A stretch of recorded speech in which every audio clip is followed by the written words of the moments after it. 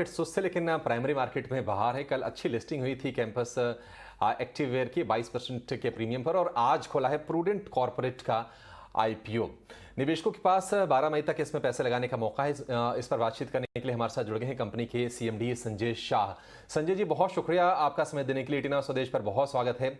Details तो सारे हमारे पास हैं, लेकिन बताइए कि और एक्स्ट्रा कुछ क्या जानकारी आप देना चाहेंगे आईपीओ के बारे में, और ये भी बताइए कि कंपनी का बिजनेस मॉडल क्या है।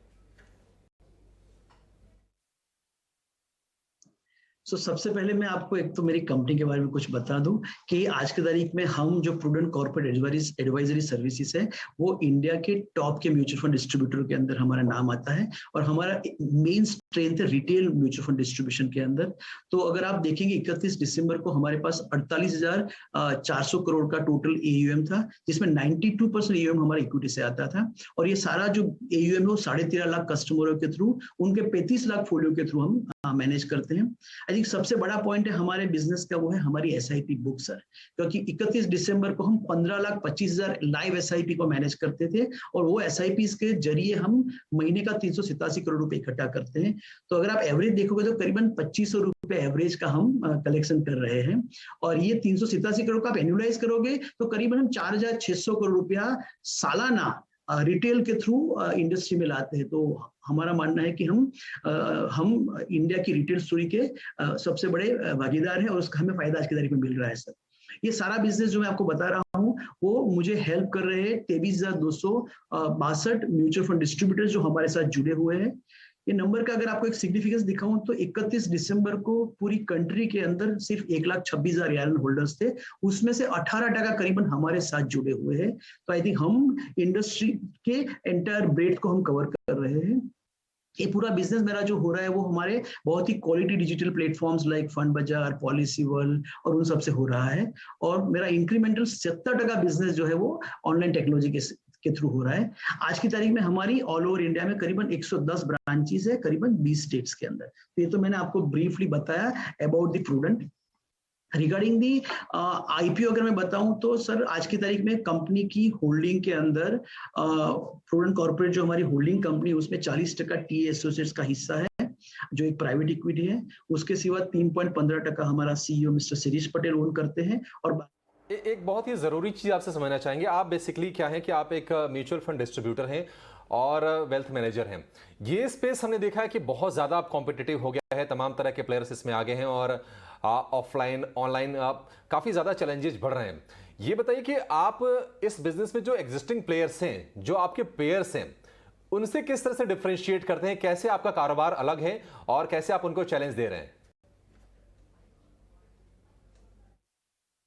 सर मैं आई थिंक हमारा बिजनेस मॉडल और बाकी के जो भी लिस्टेड पीयर्स है या जो भी इंडस्ट्री पे पीयर्स है उससे बहुत ही अलग है। जैसे मैंने आपको बताया कि पूरी वेल्थ मैनेजमेंट इंडस्ट्री जो आज की तारीख में है वहां पर एक ही मॉडल प्रेवलेंट है जो है B2C, जहां पर आप अच्छे क्वालिटी रिलेशनशिप मैनेजर को हायर करते हो, वो कस्टमरों को मिलके उनके कस्टमरों के पोर्टफोलियो को मैनेज करते हैं, उनको एडवाइस करते हैं, which we call it as B2C business, जो कस्टमर मॉडल है। जबकि हमारा पूरा मॉडल ऑलमोस्ट मेरा आज की तारीख में जो सर 48,400 करोड़ का ईओएम है उसमें से 90% मेरा बिजनेस जो आ रहा है वो मेरे 23,262 बिजनेस पार्टनर्स के थ्रू आ रहा है। सो हमारा मॉडल जो है B2C मॉडल है जिसमें हमारे रिटेल कस्टमर जो कंट्री के करीबन 13.5 लाख कस्टमरों को हम आज की तारीख में रिप्रेजेंट कर रहे हैं और वो 13.5 लाख कस्टमरों को हैंडल कौन कर रहे हैं? 23,000 एआरएन होल्डर्स जो मेरे साथ काम करते हैं। तो हमारा प्योर बिजनेस मॉडल जो है वो रिटेल सेंट्रिक है और वो B2B2C मॉडल है। और मेरा पर्सनली मानना है कि B2B2C मॉडल बहुत ही ज्यादा सस्टेनेबल है, क्योंकि वहां पर मेरा और डिस्ट्रीब्यूटर का आई थिंक इंटरेस्ट अलाइन होता है। वो भी एंटरप्रेन्योर है, मैं भी एंटरप्रेन्योर हूं और वो एंटरप्रेन्योरशिप मॉडल बहुत लंबा चलता है। सो that is one differentiating factor. Second differentiating factor मैं आपको बताऊं तो मेरा पूरा रेवेन्यू जो है वो रिटेल रेवेन्यू है और वो कंसिस्टेंटली रिकरिंग नेचर का रेवेन्यू है। तो आप देखोगे तो 85% मेरा जो रेवेन्यू आ रहा है वो म्यूचुअल फंड से आ रहा है, वो प्योर ट्रेल की तरफ अभी चला चुका है। सो अगर मेरा एयूएम 48,000 करोड़ है उसके ऊपर आप एज्यूम कर सकते हैं कि मैं क्या कमाऊंगा, क्योंकि वहां पर ट्रेल कंसिस्टेंट है। सेकंड, इंश्योरेंस के अंदर भी मैं अगर आपको बताऊं तो मेरा सिग्निफिकेंट बुक है जनरल इंश्योरेंस के अंदर, जो हेल्थ का पोर्शन मेरा है, वहां पर भी मेरी कंसिस्टेंसी रेवेन्यू की। So that is one major differentiating factor compare to peers. मेरे पास कोई भी एज ए ऑर्गेनाइजेशन हमारा प्रिंसिपल, हम कोई बैलेंस शीट रिस्क नहीं लेते, तो ना तो हम कोई म्यूचुअल एमएलडी हम मैन्युफैक्चर करते हैं, हमारे पास कोई फंडिंग बुक भी नहीं है, तो हमारा pure pure recurring retail model है। That is another differentiating factor. Third would be sir kind of investment which we have done in the technology. तो अगर आप किसी और प्लेयर के सामने हमारा अगर देखोगे टेक्नोलॉजी स्ट्रेंथ, वो सिग्निफिकेंटली सुपीरियर है इंडस्ट्री के अंदर। So I think these are the three core differentiating factor है हमारे against the all the peers. Okay, तो रिटेल के जरिए कंपनी की एक बड़ी आय आती है और इस तरीके से कंपनी डिफरेंशिएट करती है। संजय जी, आपसे ये भी समझना चाहेंगे कि हम देखते हैं कि इस इंडस्ट्री में मैनेजर्स का एट्रिशन और जो डिस्ट्रीब्यूटर है उनका एट्रिशन एक बड़ी समस्या और कॉमन समस्या है। अगर आपकी कंपनी की बात करें तो आपका एट्रिशन रेट कितना है? पहली बात तो एट्रिशन की बात करूं तो मैं B2B सेगमेंट में आ रहा हूं, इसलिए वहां पर मेरे साथ जो मेरे रिलेशनशिप मैनेजर से मैं प्राउडली कह सकता हूं कि मेरा एट्रिशन रेट इंडस्ट्री से बहुत कम है और लोग हमारे साथ बहुत लंबे टाइम से जुड़े हुए हैं और I am very proud for that.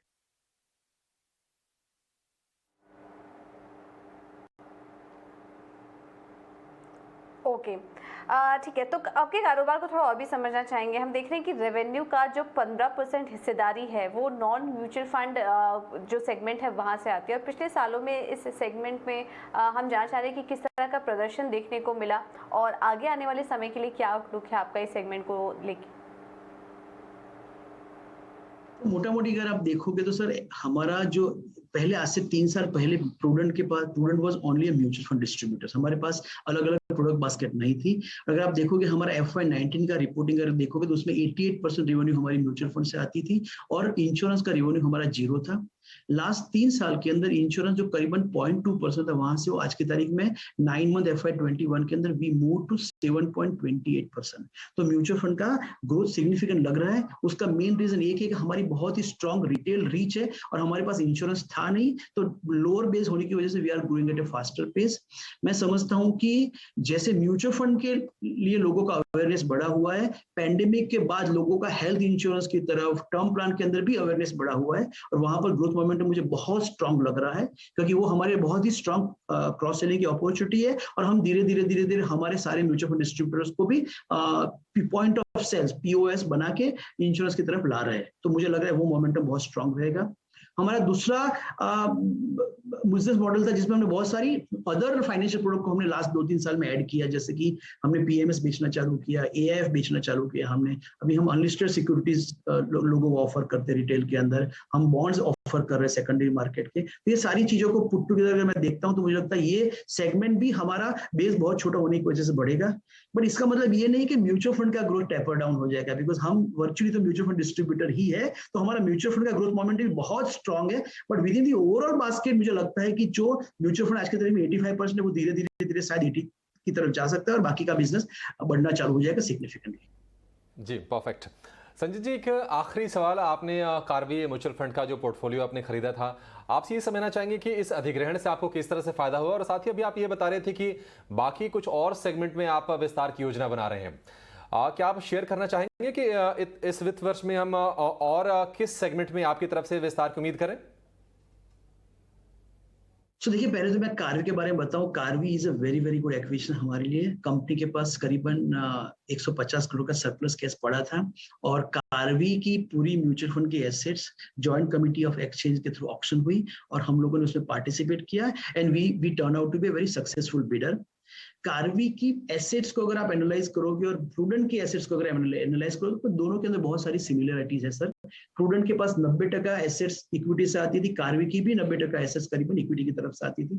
Karvy का प्योर रिटेल मॉडल था, हमारा भी प्योर रिटेल मॉडल था। कार्वी के बिजनेस के अंदर बहुत सारे म्यूचुअल फंड डिस्ट्रीब्यूटर्स ने योगदान दिया हुआ बिजनेस करने के लिए। हमारे केस में हम तो प्योर B2B को रिप्रेजेंट करते हैं। तो हमारे लिए कार्वी को एक्वायर करना, उसको बीट करना बहुत ही ईजी था। हमें कार्वी की एसेट्स एक्वायर करने के बाद कोई सिग्निफिकेंट खर्चा नहीं करना पड़ा है, ब्रांच एक्सपांशन का, आरएम एडिशन का या टेक्नोलॉजी डेवलपमेंट का, क्योंकि ये सारी चीजें हमारी सिस्टम में इनबिल्ट थी, बिकॉज हमारा B2B मॉडल था इसलिए।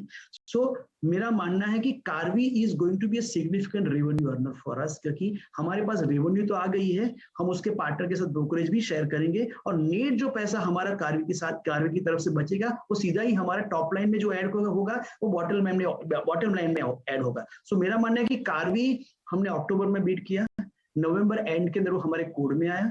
9 महीने का जो हमने रिजल्ट पब्लिश किया है सर, उसमें कार्वी की रेवेन्यू सिर्फ 1 महीना आई हुई है दिसंबर के अंदर, पर मेरा मानना है आने वाले टाइम के अंदर इसका जो फायदा है वो हमें सिग्निफिकेंटली दिख रहा है। एक एग्जांपल आपको दूं सर, तो कार्वी के प्रॉब्लम की वजह से लास्ट 2 साल से कार्वी के म्यूचुअल फंड डिस्ट्रीब्यूटर्स को कोई एड्रेस नहीं करता था और उनके कस्टमरों को कोई सर्विस नहीं करता था।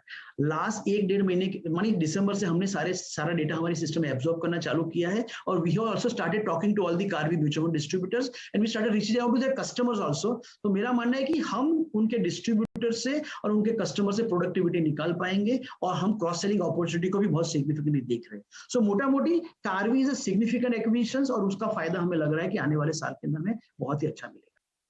ठीक है संजय, बहुत शुक्रिया आपका और बहुत शुभकामनाएं आपको अपने IPO के लिए। उम्मीद करेंगे कि अच्छे से सब्सक्राइब होइए।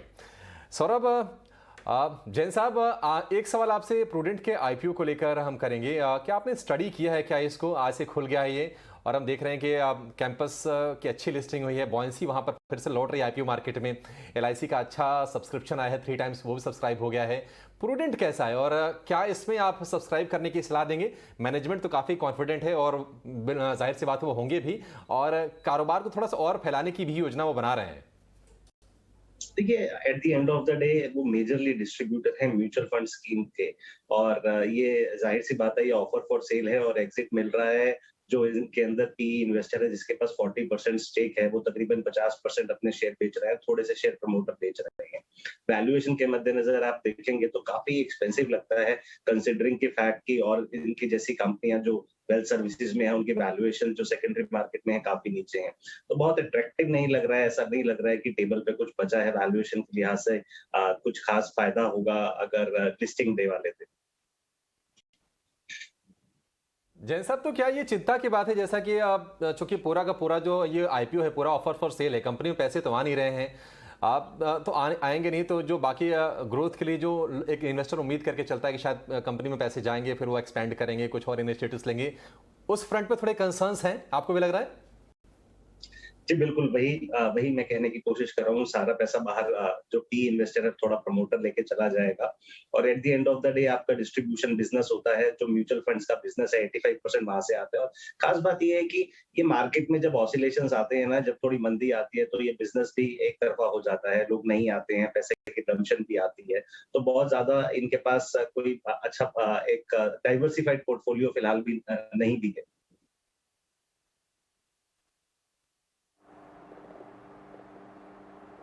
बिल्कुल, तो लिस्टिंग गेन्स की उम्मीद इस IPO के जरिए नहीं लगाई जा रही है, लेकिन